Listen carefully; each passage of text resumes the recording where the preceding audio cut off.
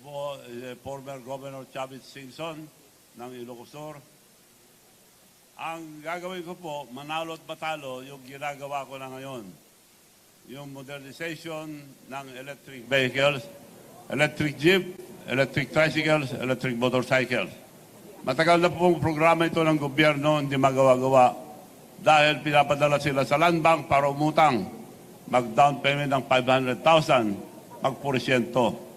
So matagal na po yun. Nakita kami minsan ni President Marcos, kako, this time, Mr. President, mangyayari na yan dahil ako mag-provide lahat ng electric vehicles, electric jeep, tricycles, motorcycles, without any down payment, without zero interest, without guarantee from the drivers.